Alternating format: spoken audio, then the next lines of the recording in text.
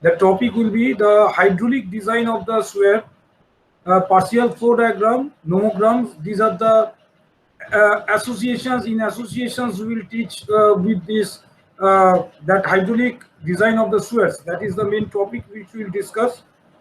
Before starting the topic, let me give the introduction of this topic. This is a very interesting topic. As we know, the hydraulic design is our end objective of the sewerage systems. That means we will discuss the requirements of design and planning sewerage system. Then we will discuss the difference between the water supply system, that means the water flowing into the pipe, and the sewerage into the sewer pipes. So what is the difference between the two flow occurring? One is the water pipe, that is the fresh water, and is the sewer pipe. That we will discuss the different. Definitely very interesting. That will be the difference between the water flow and the sewage flow in the pipes in my lecture today. Then we will be discussing the regarding that as a design aid, I must discuss with the provisions of the freeboards in the sewers, and we'll discuss the stormwater drains parallelly with the sanitary sewage. The different formula we'll discuss for computation of the velocity of the flow in sewers. Say the Manning's formula is a very famous formula that we'll discuss how to calculate the velocity in the sewer pipes. Then I will discuss the Chase's formula. That is also a formula calculation of the velocity of the sewer. Then Crimp and Burgess formulas will discussed, and finally I will describe the formula regarding the velocity of sewers. That is the Hazel-Winier formula. That is very important. Important, and we will also discuss in this when we will discuss for the Hardy-Cross method, that Hazel-Winier application of the formula will elaborately discussed in the pipe distribution network also. Most fundamental thing I am going to, before delivering the lecture introductory part, I must highlight, that is the minimum velocity of self-cleaning velocity. Again and again I am telling you, as I have discussed earlier in my earlier lecture also, the minimum velocity self-cleaning has to be maintained for proper flow into the system, so that no sedimentation, siltation occurs in the sewerage pipes. Then the simultaneously maximum velocity, that is the non-scarring velocity also we'll discuss. That means we have to check the maximum flow velocity that we call is a non-scarring velocity, so that the scarring of the material will not be held. And we know the velocity of flow of sewer, the fluctuations is there. So with these fluctuations of flow, it has to be taken care. That is the fluctuations of the sewer flow. It has to be taken care in the designing of the hydraulic design of the sewer. That will be also discussed today. So finally, these computation methods are very laborious calculations. So for easy determination at a glance, the diameter, the slope of the sewer, we can use the nomograms as well as the partial flow diagrams also, which will be a part of your syllabus. So that we'll discuss. So let me share the screen. Let me share the screen first.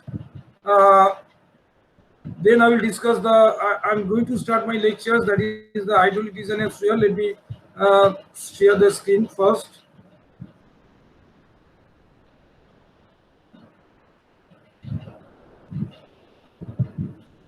Yeah.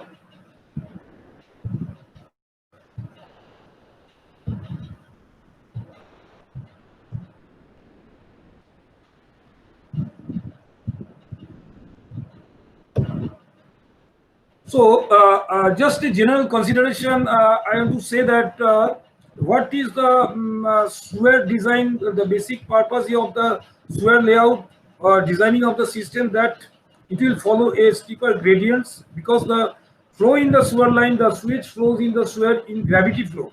So it will follow a steeper gradient, and ultimately this gradient is falling towards the outfall point, from where it will be reach to the treatment plant, that is the sewage treatment plant. And generally the sewer cross section is the circular sewage cross section. Now the stormwater drains are separately constructed as surface drains. Stormwater drains, the flow from which we are calculating, we have already seen that from it is basically the pipe circular pipe section, and the maximum quantity of sanitary sewage likely to produce from our domestic, either the domestic or the industrial. So which are the areas contributing to the particular sanitary sewer I am talking for. And then for the stormwater drains will be the maximum storm runoff has to be calculated from the contributing catchment area where the raining occurred, and with the design frequency and duration of the storm, considering the time of concentration and all these things, terminology has already been described in my previous lecture classes. Now the requirement of the design, coming to the point of requirement of the design and the planning of the sewerage system. How do you design? How would you take the initiative? First, take the initiative for designing into the system. First of all, the sewer size has to be adequated so that we have to see that no overflow should occur, which may damage, which may affect our possible health hazards. So that point is very fundamental point, that sewer size has to be adequated to avoid the overflow. This is number one criteria which we must check before designing the sewer, hydraulic design of the sewer. For evaluating proper diameter of the sewer, correct estimation of the sewer discharge, obviously the diameter is proportional to the sewerage discharge. More the discharge, more diameter will be found out. So it depends on the estimation, accurate estimation of the sewerage discharge. We must have to be taken care while hydraulic design of the sewer. Again, the flow velocity inside the sewer should neither be too large as to require heavy excavation and high lifting pumping, or should be so small, should not be so small, causing deposition in the solid in the sewer. So we have to check the self-cleaning velocity, that is the minimum self-cleaning velocity which should be there for flowing the sewer into the pipe. For that the required gradient has to be maintained for that minimum velocity. Why? Because this minimum velocity you have to maintain in the sewer so that the suspended particulate matter should not be allowed to settle and choke the passage of the sewers. Simultaneously, the maximum velocity you have to check for a smooth and maximum flow, so there will be a wear and tear of the materials. So scarring of the materials should not be happen, so damaging the cross section of the sewer pipes. So that has to be taken care. One point is the minimum flow, and other is the maximum flow. The sewer should be laid at least 2 to 3 meters deep to carry sewage from basement. Yes, obviously the basement, the sewage definitely will be coming into the sewer. So for basement, taking consider, so minimum 3 meter depth has to be maintained. The sewage in sewer should flow under gravity with 0.5 to 0.8 full at design discharge. That is at maximum estimated discharge. But you see what I'm telling, under gravity 0.5 to 0.8, not the 100%, that is the full. So that cushion has to be maintained. That I will tell why it has been mentioned, but why it will be maintained. The sewerage is conveyed to point usually located in low lying area, definitely where the treatment plant is there. So high to low gradient we have to follow, sloping downward, and it has to be disposed in the outfall area, preferably in the low lying area where the treatment plant is located. Treatment plant should be designed taking into consideration the quantity of raw sewage expected to meet the desired standard. That is the treatment plant portion that I am not discussing here today, but our target is to dispose the water through the sewer pipe to the treatment plant. Now, let me at a glance, it's very interesting, that is the water supply pipes, that the water distribution pipe and the sewer pipe. What are the basic difference of these two designing aspects of these two piping system? Both are pipes. One is the water pipe, that is the drinking water pipe, another is the sewage water pipe. Let me give the comparison. Let me highlight you the comparison between the water distribution network and the sewage collection system, which as a civil engineer you must know in the hydraulic design of the sewer. Water supply pipes, as we know, that this is a pure water, drinking water. This is number one, and number one corresponding to the sewer pipes, this is a contaminated water. That is the basic difference, containing organic and inorganic solids which may settle in the pipe. It can cause corrosion in the pipe. So this thing is not happening in the water supply pipe. Second point in the water supply pipe is velocity higher than self-cleaning is not essential. Why? Because suspended particulate matters are absent there. Since the sewer pipes contain contaminated particles, suspended particulate matter, that's why to avoid deposition of the solids in the pipes, self-cleaning velocity is necessary at all possible discharge. So self-cleaning velocity is very, very important terminology in case of sewer pipes, but is not in the water distribution pipes.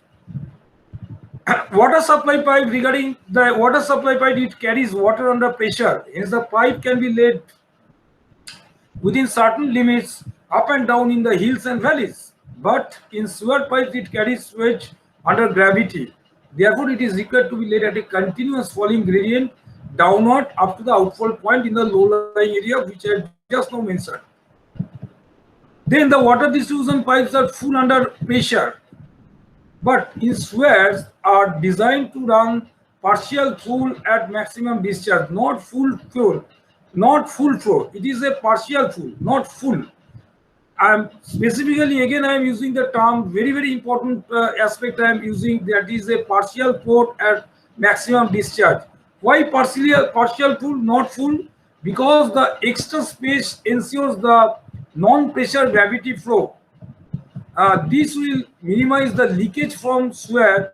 Suppose there is a leakage from sewer from the faulty joints on crack, if any. So to avoid this thing, this cushion has to be maintained. It never flows in full flow. Always a partial flow has to be taken care. Now, what are the freeboards? Taking care of the freeboards. Now, sewers, as I mentioned, that now I am going in detail. If the sewer diameter is 0.5 meter or less, then it is designed to run half full at maximum discharge. Half full means the cross-sectional area, if it is A, then A by 2. This amount of flow will be there. That I am going in, that I will solve a problem also, then you will understand clearly.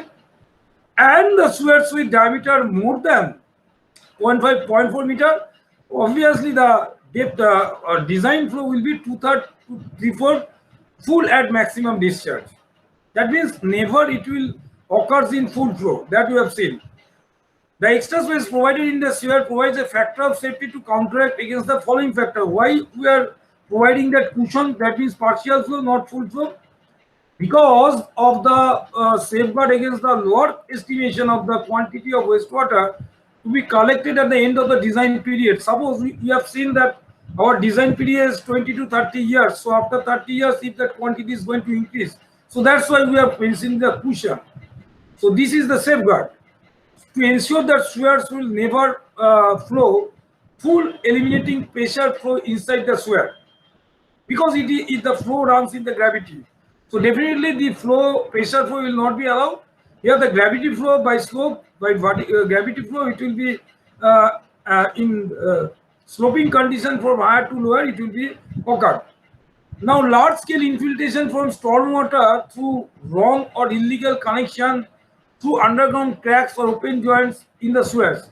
Yes, stormwater infiltration ground that also enters into the sewers through the leakage, the faulty connection of the joints and valves and all these things. So that's why for entering of the storm water, that is the rainwater, that also can take place into the pipe of the sewer. So that cushion has been taken. That's why we have taken the partial flow, not the full flow. And unforeseen increase in population definitely will increase the consumption of the water, and the consequent increase in sewage production also may take place. For that, we are taking that cushion. So now we'll come to the point of stormwater drain. As we know, the stormwater drain, this is the standard guidelines is there for the freeboard. We are maintaining minimum 3 meter. Freeboard is generally provided in the stormwater drain, but this flow is occurred under the pressure. So hydraulic formula for determining the flow velocities, that formula, ultimately this is a very important topic which you have to find out the velocity of the sewage flow, based on which the diameter of the pipe basically is determined. So what are the formulas? Let me discuss the formula. What are the formulas are there for which the velocity of flow can be determined? most important formula is the Manning's formula. First, I must discuss you V equal to 1 by n r to the power 3 s to the power half or s to the power 0.5. What is V? The velocity of flow is square in meter per second. You must pay attention regarding the unit part of the velocity, that is the velocity in meter per second. What is R? R is the hydraulic mean depth of flow, that is area by weighted perimeter, and I am just concentrating the portion. I am just concentrating the portion area divided by weighted perimeter, not the full perimeter. Suppose if pipe flows in full, then pi d is the full perimeter. If pipe flows half, then pi d by 2 is the weighted perimeter. That means the contacted surface with the water, that weighted perimeter has to be taken into consideration while calculating the hydraulic mean depth. And the formula is area by weighted perimeter is a very important parameter which is being used in every formula for calculating the velocity in the sphere. Smallest cross section of the flow. Cross section area of the flow, not cross section area of the pipe. That means if I say it is a full flow, then pi d square by 4. If it is a half flow, then obviously a by 2 pi d square by 8. So this is like this, cross section of the area of the flow, not the area of the pipe.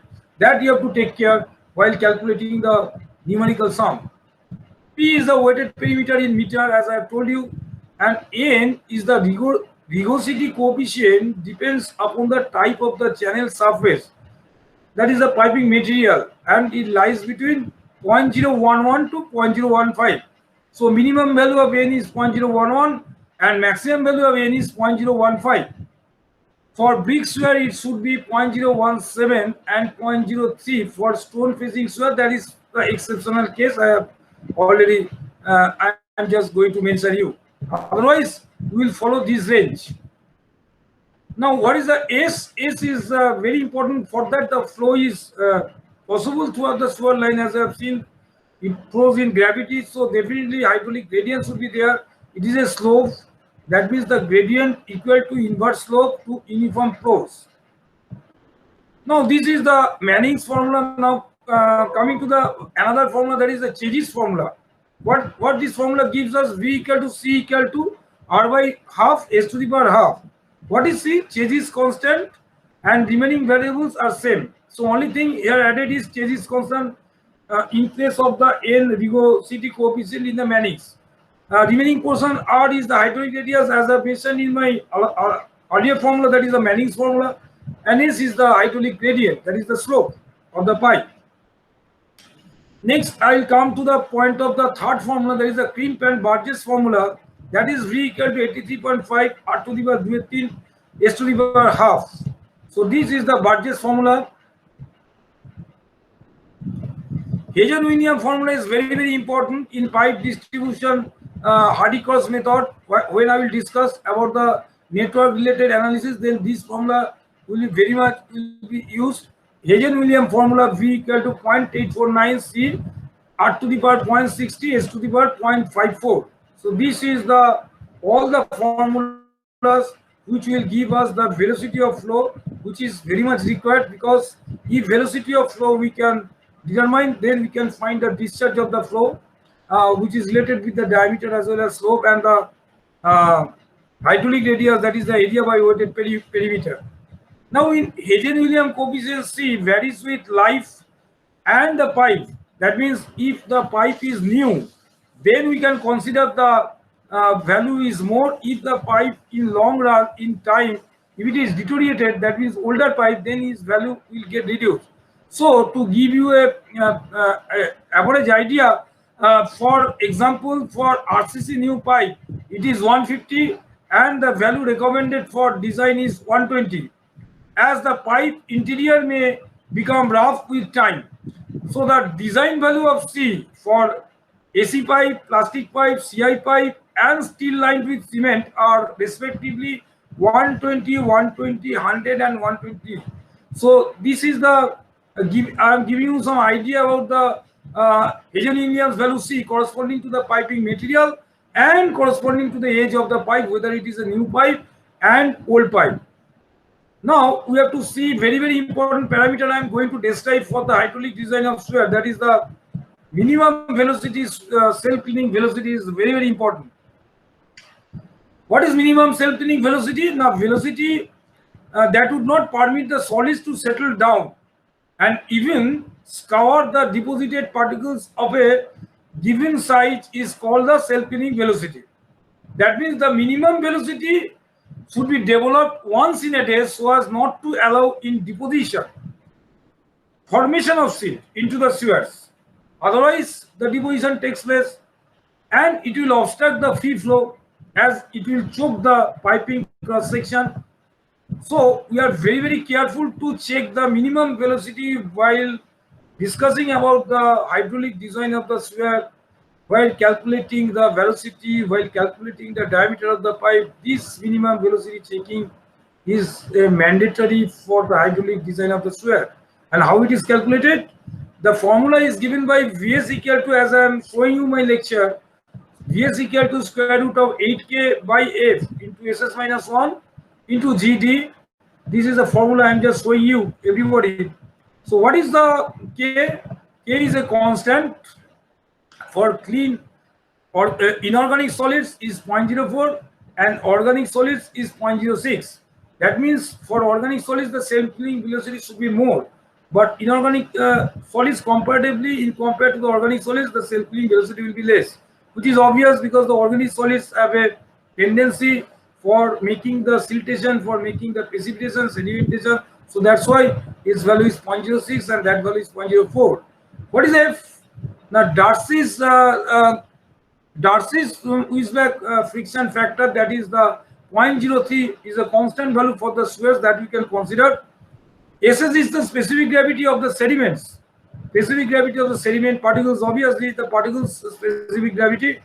G is the acceleration due to gravity as the vertical flow, as the gravity flow occurs, and D the diameter of the particle grain, not the pipe diameter. This is the diameter of the particle grain constant for deposition.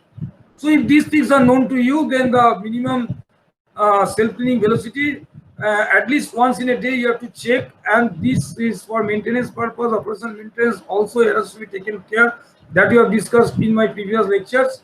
So for removing the impurities, what we have learned,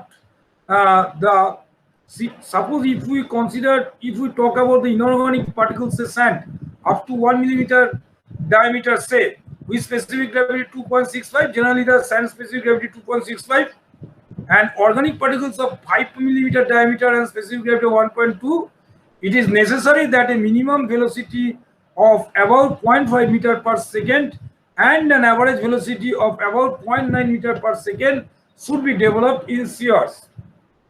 That is by experimental facts, physical observation, we have seen that minimum velocity 0.5 meter has to be maintained for this type of particle matter with diameter and specific gravity of the particle, and an average velocity of 0.9 meter per second should be adopted in sewers. So that has to be taken care, the minimum velocity of the sewer and the average velocity of the sewer. Hence, while finalizing the sizes and gradients, the sewers, they must be checked for the minimum velocity and the minimum discharge, that is about 1/3 of the average discharge. Okay. While designing the sewers with flow velocity at full depth is generally kept at about 0.8 meter per second if it is full depth. Since sewers are generally designed for half to 3/4 full, the velocity of all design discharge, that means half to 3/4 full, will be more than 0.8 meter per second. Thus, the minimum velocity generated in sewers will help in the following ways. How it will help? Minimum velocity or non-scaling velocity will help in the following ways, means adequate transportation of suspended solids that will be carrying along with the flow of the sewers, keeping the sewer size under control, so it will not allow to choke the material cross section, so the size of the sewer pipe will be maintained, preventing the sewage from decomposition by moving it faster, thereby preventing evolution of the foul gas. So these are the advantageous positions we'll get for maintaining the minimum velocity of the sewer. Now we'll discuss the thing, that is the maximum velocity or non-scouring velocity, because if the interior surface of the pipe gets scoured due to continuous abrasion caused by suspended solids, this scouring is produced with the higher velocity. That has to be checked. So if the scouring is occurred day to day, then piping material will be damaged. So these wear and tear of the sewer pipes will reduce the span of the pipe and thus the carrying capacity of the sewer also. In order to avoid this, it is necessary to limit the maximum velocity of the sewer, maximum velocity of flow in the sewer pipe. This limiting or non-scouring velocity depends on the material of the sewer, and the limiting velocity of the sewer is already given in this table that I am showing to everybody. That if it is a material of 55 tiles, that means it's very smooth surface. So limiting velocity is 4.5 meter in 5.5 meter. Why meter per second? Because it's a smooth surface, there is a less chance of the abrasion wear and tear. But if you talk about the rough like brick and lime sewer, then obviously the limiting velocity has to be maintained very low value, that is the 1.5 to 2.5, that you can see from the table, because there the chances of the wearing tear is much more. So it is depending on the type of the material, that is the smooth surface or rough surface we are maintaining in the sewer. So that gives us the guideline for the maximum value of the velocity of the sewer that you have to maintain as a non-scouring velocity, so that scouring should be avoided. I will discuss in this lecture today the effect of flow variations on velocity in a sewer. How does the flow variations will affect in the velocity of sewers? Because we have seen in our previous lecture the flow fluctuates, season to season, climate to climate, flow fluctuates. So when there is a variation of the in depth of flow occurs, definitely a very vital effective parameter, that is the hydraulic mean depth HMD, will be affected. So due to change in HMD, there occur change in flow velocity. Velocity also will change because it is proportional to, as I have seen from the Manning's formula, R to the power 2/18. So R to the power 2 to the power 2/3, R whole to the power 2/3. So if R is changed, then the velocity will be changed, as because the 2/3 power of that item is going to change. So therefore, it is necessary to check the sewer for minimum velocity of about 0.4 meter per second at the time of minimum flow also, because if the depth of flow during the flow fluctuation changes, then obviously it is going to impact for the radius of I mean to say the hydraulic radius R, and obviously it will impact in the flow. So the minimum flow has to be maintained 1/3 of the average flow, and flow velocity should be maintained 0.9 to 1.2 meter per second. It should be developed at a time of average flow. So the velocity should also be checked for limiting velocity, that is the non-carrying velocity at the maximum discharge. As we have checked for the minimum, so maximum discharge also it has to be checked. Then I am just giving you, before closing my lecture today, I am just showing you the example which we have learned today regarding a hydraulic sewer design.